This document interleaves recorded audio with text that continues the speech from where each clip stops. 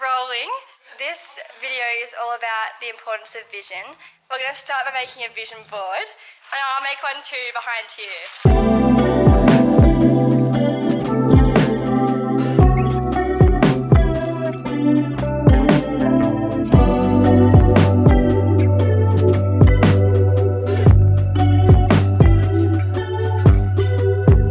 My vision board's kind of vague. There's not like heaps on it, but I just wanted to make it really open to like whatever the new year brings me. So I have a list of things I want to do before I die. And one of them is visit Italy, live in a cottage and be part of a movie. But I put lots of things for like travel and just colours, and then like I was kind of thinking about nostalgia with like these old photos as well, and just like reflecting. So my vision board is, it's actually a lot of nature this time. I put a lot of nature in there just because I've been learning more about nature and getting out into nature more. I put some music on there because I'm going to be starting uni again in February, which would be awesome. I put actually some like dead branches as well, because I feel like there's still some like things that have to die off a little bit this year. I put that on there just because I wanted it to be a reminder with my vision that like not everything is so sweet. I guess I've just been learning like over the past few years, like there's not one way to live your life, you know, it's like there's multiple ways, and just like everyone's so different. But for me personally, it's taken some branches that have had to die to grow into the person I am now, if that makes sense. And that has been hard, but it's also been a big part of my vision, is learning to let go of those things and grow and turn into what I am and wanting to be, I guess, and what God wants me to be. I think with my vision board, I put a lot of things that give me joy and I find a lot of hope in and a lot of passion in. So I have reading, music, outdoors, travel, and like family and things like that. And I think I don't know exactly what this year is going to hold, or the opportunities and blessings God's going to pour over my life, but knowing what brings me joy helps me, I guess, make the most of whatever comes my way. I put on my vision board as well, like these kids' drawings. This year I have started working at a school, which is in line with what I want to do with my life. And I think what's beautiful too is like taking the opportunities and letting God stir the dreams and visions of our own heart. Because I know for me, sometimes I pray like, Lord, give me more vision, give me more dreams, and help me really find what you've planted in me. Because we all have a unique purpose and we all have a unique genius that makes us so pivotal in God's plan. This year I am choosing to focus more on helping others. So I'm heavily involved with the youth at our church, and I want to see kids grow pretty much. Which I've left my vision board really broad, so like I have a plane just to take me off, seeing these kids take off and grow pretty much. And it's got God above it, taking them to God pretty much. Like it's also, because I've left abroad as well, it's like introducing travel, because I want to travel a bit, which is where I'm going to India. I kind of just saw the grandma, I thought it was cool, but I guess you could put it into a way where, you know, she's spray painting, she's trying to be creative. Whereas, you know, these kids, you know, they see me as an old person, but, you know, someone, I guess I could be creative with them, which is also why I put a piano. I love that you're the grandma. I am the grandma.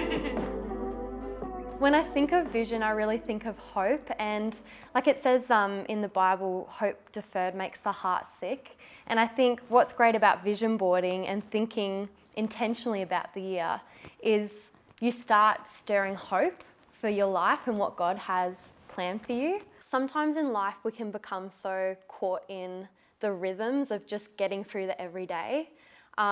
And I think that's when our vision and our hope can be lowest, because we're just going through the motions without being in the present and seeing joy and finding gratitude in what we have. And I think the best way, for me at least, to find vision and find hope is actually counting the blessings and like seeing the real value in relationships and community. For me, I always dreamed of moving, and then that didn't happen. But realising staying here in Hobart for now has been the most incredible thing, because he's done things in my life and brought me to places I never would have gone if I had have moved.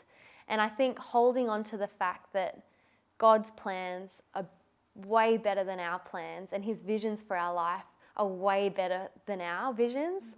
I think vision is really keeping our eyes on him and looking up when things get hard. Even though it's dreams and goals and things like that, it's actually a willingness to have God intervene in our lives. And sometimes I ask myself, what is this revealing in me? What is this situation? What is this trial revealing in me? And having that time to self-reflect is actually bringing us closer and keeping our eyes on him. There's this verse in Corinthians 13, and it says, these things remain: faith, hope, and love. And I think what's beautiful is after that it says the greatest of these is love. And we have hope in the love of Jesus, that whatever happens on this earth, his plan is greater and he has good things in mind for us. So whenever I'm low on hope or vision, or have worries about the future or what God has planned, I think it's holding on to that love and holding on to the fact that our lives are all to serve him and to glorify him. So we can hold on to that when we're feeling low. Because even the littlest thing we might do to show love to another person could change someone's life or go further than we ever imagined. So I think it's really important. When I think of vision, for me as a Christian, I think of planning my future, planning, those building blocks for what I want, but also allowing room for what God's vision is for me, because what I might want might be different to what he wants. And, I've gone through many times in my life where, God showed me a clear path, but I'm like, I don't want that. But in the future, I've landed where he just wanted me exactly. Last year, I lacked vision. I was hanging around the wrong group, not really caring about my faith, kind of just, living my life, wanting to have that popular life and not really caring about what I wanted myself, my younger self. I didn't care about my vision or what God's vision was. When I didn't have vision, I felt empty. I felt like, there was a hole inside of my heart that I was trying to fill with all these negative influences. But I can definitely say as of now that I've, filled that hole with God, that my vision is clear, and, I've become 1,000 times more happier. The first time I made a vision board, it was, with this friend group. I did think it was such a stupid idea. I was like, what the heck are we doing? This is for kids. But as I was doing it, I had so much fun, and, I really opened up. It's, helped me a lot, doing it with friends, especially, showing them what I see my future being, and them, trying to understand that and help me through it as well. I think a really big thing is surrounding yourself with people that love you and push you. And I'm not gonna lie, I've done some vision boards at home by myself, just because, it's a fun way of expressing myself. When I think of vision, I think of lots of possibility and lots of open-endedness, I guess. For me, I think there's been lots of seasons where I've really lacked vision, especially like leaving school, and then there's so much possibility and it's really hard to know where you're meant to be planted. And I think for me, I can really compare and look to Pinterest or Instagram or my friends and not know where my spot is. With overthinking like my future, you want to have these plans set in place, but I think with visioning you can really just have a broad idea of what you love and what you want for your life and your values, and I think that kind of helps to ground yourself and put it into perspective, I guess. I think vision boarding, what I find really helpful for me, because I can get so overwhelmed by thinking about all the different possibilities, is not thinking about what I need to change or almost changing the negative things in my life, but just what I can add, and maybe I want to be more loving or more kind or more passionate or more considerate, and just focusing on the things that I love and how I can have more of that in my life. I think it's very easy, especially when visioning, to have such a sense of control and even stress when it comes to thinking about the future. And I've really been learning that it's so important to just let go and actually surrender, that God has a plan and a purpose for our life. And it's so freeing to know that we don't actually have to plan every step of the way. And it's great that we can put all of our dreams onto paper, but God can actually use that for his own glory and glorifying him, and it's not always going to go perfectly to our plan.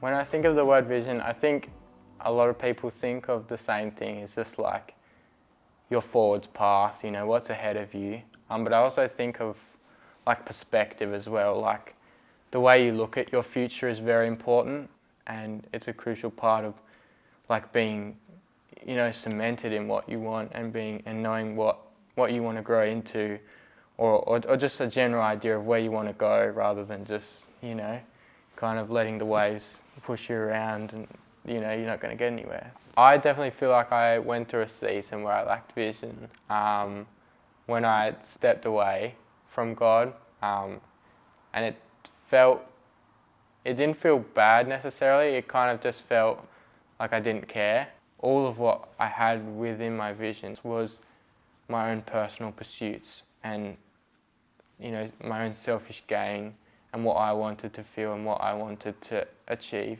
rather than what God had in store for me and the things that I could share through myself to other people, you know, and what God could do through me.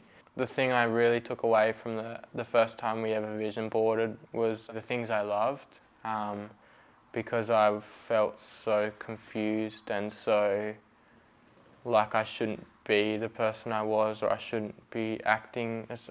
I just was very confused at the time, and I had lost part of like my identity and stuff, and I was kind of just collecting the pieces of me that I wanted and trying to figure out where to put them. So vision boarding actually really helped, because it was kind of sitting down and looking at these magazines. It sounds silly, but it's not.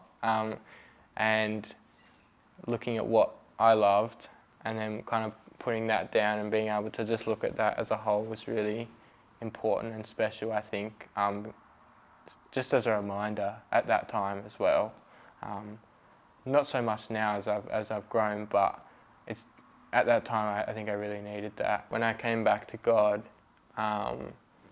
it was difficult, but it was really powerful, and it definitely helped the value of my future and my vision really shifted and came back over me, so much so that it felt like too much. Like I was like, I cannot turn into this person. Like I was like, I'm not going to be able to do this. And now, you know, looking back on it, it's one of the most powerful things that's ever happened to me, and it's helped me shape up to who I am today. So yeah.